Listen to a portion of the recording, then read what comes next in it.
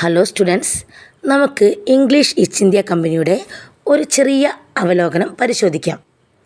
English east India കമ്പനിയുടെ ചരിത്രപരമായ ഒരു പശ്ചാത്തലം.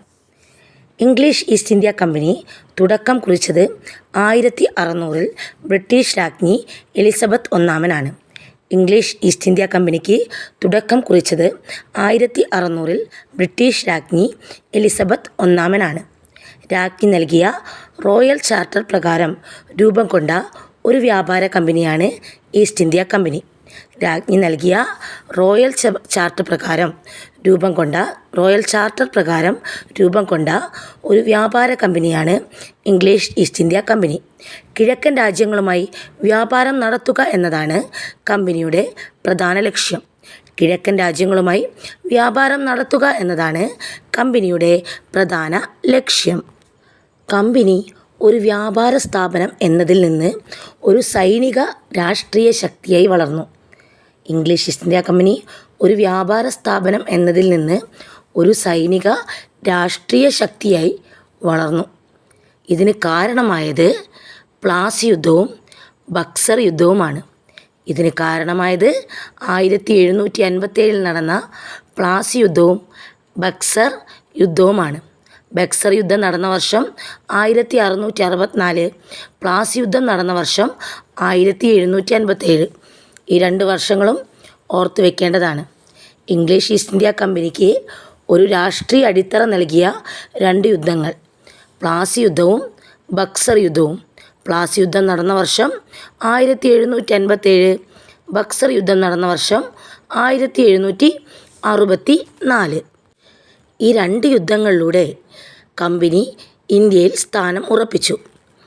1857 ഒന്നാം സ്വാതന്ത്ര്യ സമരത്തിനു ശേഷം ഇന്ത്യയുടെ ഭരണം ബ്രിട്ടീഷ് പാർലമെൻറ്റ് നേരിട്ട് ഏറ്റെടുത്തു. 1857 ഒന്നാം സ്വാതന്ത്ര്യ സമരത്തിനു ശേഷം ഇന്ത്യയുടെ ഭരണം ബ്രിട്ടീഷ് പാർലമെൻറ്റ് നേരിട്ട് ഏറ്റെടുത്തു. ഒന്നാം സ്വാതന്ത്ര്യ സമരത്തിനു ശേഷമാണ് ഇന്ത്യയുടെ ഭരണം ബ്രിട്ടീഷ് പാർലമെൻറ്റ് നേരിട്ട് ഏറ്റെടുക്കുന്നത്. ഒന്നാം സ്വാതന്ത്ര്യ സമരം നടന്ന വർഷം 1857. കേരളത്തിൽ ഈസ്റ്റ് ഇന്ത്യ കമ്പനിയുടെ ഭരണം 2 രൂപത്തിലായിരുന്നു. മലബാർ കമ്പനിയുടെ നേരിട്ടുള്ള ഭരണത്തിന് കീഴിലായിരുന്നപ്പോൾ കൊച്ചിയും തിരുവിതാംകൂറും രാജാക്കന്മാരിലൂടെയാണ് ഭരണം നടത്തിയത്. കേരളത്തിൽ കമ്പനി ഭരണം, ഇംഗ്ലീഷ് ഈസ്റ്റ് ഇന്ത്യ കമ്പനിയുടെ ഭരണം 2 രൂപത്തിലായിരുന്നു. മലബാർ മേഖല കമ്പനിയുടെ നേരിട്ടുള്ള ഭരണത്തിന് കീഴിലായിരുന്നു. എന്നാൽ കൊച്ചിയും തിരുവിതാംകൂറും അവിടുത്തെ രാജാക്കന്മാർ, അതായത് സാമന്ത രാജാക്കന്മാരിലൂടെയാണ് ഭരണം നടത്തിയിരുന്നത്. ഇപ്പോൾ സാമന്ത തലമുറകളായി വന്ന സാമന്ത രാജാക്കന്മാരിലൂടെയാണ് കൊച്ചിയും തിരുവിതാംകൂറിലും ഭരണം നടന്നിരുന്നത്. എന്നാൽ മലബാർ മേഖല ബ്രിട്ടീഷുകാരുടെ നേരിട്ടുള്ള ഭരണത്തിന് കീഴിലായിരുന്നു. കൊച്ചിയും തിരുവിതാംകൂറും സാമന്ത രാജാക്കന്മാരിലൂടെയാണ് ഭരണം നടത്തിയിരുന്നത്. മലബാറിൽ മൈസൂർ ഭരണാധികാരികളായ ഹൈദരലിയും ടിപ്പു സുൽത്താനും വടക്കൻ കേരളത്തിലേക്ക് കടന്നുകയറിയത് കമ്പനിയുമായുള്ള ഏറ്റുമുട്ടലുകൾക്ക് കാരണമായി. മൈസൂരിൽ ഭരണാധികാരികളായ ഹൈദരലിയും ടിപ്പു സുൽത്താനും, അതായത് മൈസൂർ ഭരണാധികാരികളായിരുന്നു ഹൈദരലിയും ടിപ്പു സുൽത്താനും. അവർ വടക്കൻ കേരളത്തിലേക്ക് കടന്നു കയറിയത് ഇംഗ്ലീഷ് ഈസ്റ്റ് ഇന്ത്യ കമ്പനിയെ ചൊടിപ്പിച്ചു.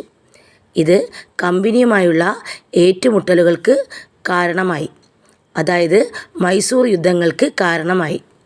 ആരൊക്കെയാണ്? മൈസൂർ ഭരണാധികാരികളായ ഹൈദരലിയും ടിപ്പു സുൽത്താനും വടക്കൻ കേരളത്തിലേക്ക് കടന്നു കയറിയത് കമ്പനിയുമായുള്ള ഏറ്റുമുട്ടലുകൾക്ക് കാരണമായി. മൈസൂർ യുദ്ധങ്ങൾക്ക് ശേഷം ടിപ്പു സുൽത്താനും ബ്രിട്ടീഷുകാരും ശ്രീരംഗപട്ടണം ഉടമ്പടിയിൽ ഒപ്പുവെച്ചു. ശ്രീരംഗപട്ടണം ഉടമ്പടി ഒപ്പുവെച്ച വർഷം 1792. ഈ യുദ്ധങ്ങൾക്ക് ശേഷം ഒപ്പുവെച്ച ശ്രീരംഗപട്ടണം ഉടമ്പടി പ്രകാരം മലബാർ പ്രദേശം ടിപ്പു സുൽത്താൻ കമ്പനിക്ക് കൈമാറി. ശ്രീരംഗപട്ടണം ഉടമ്പടി പ്രകാരം മലബാർ പ്രദേശം Tipu Sultan English east India കമ്പനിക്ക് കൈമാറി. തുടർന്ന് മലബാർ മദ്രാസ് പ്രസിഡൻസിയുടെ ഭാഗമായി. മൈസൂർ യുദ്ധങ്ങൾക്ക് ശേഷം ടിപ്പു സുൽത്താനും ഇംഗ്ലീഷ് ഈസ്റ്റ് ഇന്ത്യ കമ്പനിയും തമ്മിൽ ശ്രീരംഗപട്ടണം ഉടമ്പടിയിൽ ഒപ്പിട്ടു. വർഷം 1792. ഈ ഉടമ്പടി പ്രകാരം മലബാർ മേഖല മദ്രാസ് പ്രസിഡൻസിയുടെ ഭാഗമായി തീർന്നു. വടക്കേ മലബാറിലെ കോട്ടയം രാജാവായിരുന്ന പഴശ്ശിരാജ ബ്രിട്ടീഷുകാർക്കെതിരെ ശക്തമായി പോരാടിയ രാജാവാണ്. പഴശ്ശി നടത്തിയ കലാപങ്ങൾ പഴശ്ശി കലാപം എന്ന പേരിൽ അറിയപ്പെടുന്നു. ബ്രിട്ടീഷുകാർക്കെതിരെ ഒരുപാട് കലാപങ്ങൾ മലബാറിൽ നടന്നു. മലബാറിൽ ബ്രിട്ടീഷുകാർക്കെതിരെയും ഇംഗ്ലീഷ് ഈസ്റ്റ് ഇന്ത്യ കമ്പനിക്കെതിരെയും ഒരുപാട് കലാപങ്ങൾ നടന്നു. അതിൽ പ്രധാനപ്പെട്ട കലാപമായിരുന്നു മാപ്പിള കലാപം അഥവാ മാപ്പിള ലഹള. മലബാറിൽ ഇംഗ്ലീഷ് ഈസ്റ്റ് ഇന്ത്യ കമ്പനിക്കും ബ്രിട്ടീഷുകാരുടെ ഭരണത്തിനുമെതിരെയായി ധാരാളം കലാപങ്ങൾ നടന്നു. അതിൽ പ്രധാനപ്പെട്ട കലാപമായിരുന്നു മാപ്പിള ലഹള അഥവാ മാപ്പിള കലാപം. ബ്രിട്ടീഷുകാർക്കെതിരെ പോരാടിയ മറ്റൊരു പ്രധാന വ്യക്തിയായിരുന്നു വേലുത്തമ്പി ദളവ. ദിവാൻ വേലുത്തമ്പി ദളവയുടെ നേതൃത്വത്തിൽ കമ്പനിക്കെതിരായി ശക്തമായ പോരാട്ടം നടന്നു. ഇതിൽ പ്രധാനമായിരുന്നു കുണ്ടറ വിളംബരം. ദിവാൻ വേലുത്തമ്പി ദളവയുടെ നേതൃത്വത്തിൽ ബ്രിട്ടീഷുകാർക്കെതിരെയും ഇംഗ്ലീഷ് ഈസ്റ്റ് ഇന്ത്യ കമ്പനിക്കെതിരെയും ശക്തമായ പോരാട്ടം നടന്നു. ഇതിൽ പ്രധാനപ്പെട്ട പോരാട്ടമാണ് വേലുത്തമ്പി ദളവയുടെ കുണ്ടറ വിളംബരം. വേലുത്തമ്പി ദളവയുടെ കലാപത്തിനു ശേഷം, അതായത് കുണ്ടറ വിളംബരത്തിനു ശേഷം, തിരുവിതാംകൂറിൻ്റെ സൈനിക ശക്തി പരിമിതപ്പെടുത്തുകയും കമ്പനിയുടെ സൈനിക സഹായ വ്യവസ്ഥ പൂർണ്ണമായി അംഗീകരിക്കേണ്ടി വരികയും ചെയ്തു. വേലുത്തമ്പി ദളവയുടെ കലാപത്തിനു ശേഷം, അതായത് കുണ്ടറ വിളംബരത്തിനു ശേഷം, തിരുവിതാംകൂറിൻ്റെ സൈനിക ശക്തി പരിമിതപ്പെടുകയും കമ്പനിയുടെ സൈനിക സഹായ വ്യവസ്ഥ പൂർണ്ണമായി അംഗീകരിക്കേണ്ടി വരികയും ചെയ്തു. ഈ കാലഘട്ടത്തിൽ തിരുവിതാംകൂറിൻ്റെ ആഭ്യന്തര കാര്യങ്ങളിൽ പോലും ഇടപെടുന്ന ഒരു ബ്രിട്ടീഷ് റെസിഡൻറ്റിനെ തന്നെ നിയമിക്കപ്പെട്ടു. ഈ കാലഘട്ടങ്ങളിൽ തിരുവിതാംകൂറിൻ്റെ ആഭ്യന്തര കാര്യങ്ങളിൽ പോലും ഇടപെടുന്ന ഒരു ബ്രിട്ടീഷ് റെസിഡൻറ്റിനെ തന്നെ നിയമിച്ചു. 1791 സൈനിക സഹായ വ്യവസ്ഥ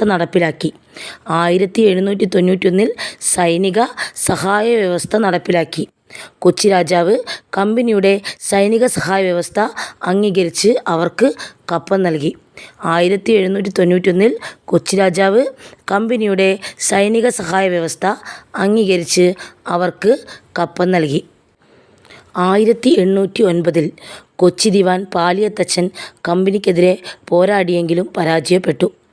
1809 കൊച്ചി ദിവാൻ പാലിയത്തച്ഛൻ കമ്പനിക്കെതിരെ പോരാടിയെങ്കിലും പരാജയപ്പെട്ടു. ഇംഗ്ലീഷ് ഈസ്റ്റ് ഇന്ത്യ കമ്പനിയുടെ പ്രധാന വാണിജ്യ കേന്ദ്രങ്ങളായിരുന്നു അഞ്ചുതെങ്ങും തലശ്ശേരിയും.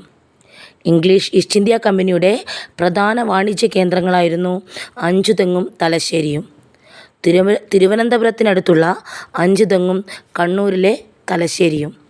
അഞ്ചുതെങ്ങിൽ ബ്രിട്ടീഷുകാർ ഒരു കോട്ടയും നിർമ്മിച്ചു. അഞ്ചുതെങ്ങിൽ ബ്രിട്ടീഷുകാർ അഥവാ ഇംഗ്ലീഷ് ഈസ്റ്റ് ഇന്ത്യ കമ്പനി ഒരു കോട്ടയും നിർമ്മിച്ചു. അപ്പം ഇംഗ്ലീഷ് ഈസ്റ്റ് ഇന്ത്യ കമ്പനിയുടെ പ്രധാന വാണിജ്യ കേന്ദ്രങ്ങളാണ് അഞ്ചുതെങ്ങും തലശ്ശേരിയും. തിരുവനന്തപുരത്തിനടുത്താണ് അഞ്ചുതെങ്ങ് സ്ഥിതി ചെയ്യുന്നത്. കണ്ണൂരിലാണ് തലശ്ശേരി സ്ഥിതി ചെയ്യുന്നത്. അഞ്ചുതെങ്ങിൽ ഇംഗ്ലീഷ് ഈസ്റ്റ് ഇന്ത്യ കമ്പനി ഒരു കോട്ടയും നിർമ്മിച്ചു. ഇംഗ്ലീഷ് ഈസ്റ്റ് ഇന്ത്യ കമ്പനിയെ പറ്റിയുള്ള ഒരു അവലോകനമാണ് നമ്മൾ നടത്തിയത്. ഈ വീഡിയോ നിങ്ങൾക്ക് ഇഷ്ടമായെങ്കിൽ ലൈക്ക് ചെയ്യുക, സബ്സ്ക്രൈബ് ചെയ്യുക. താങ്ക്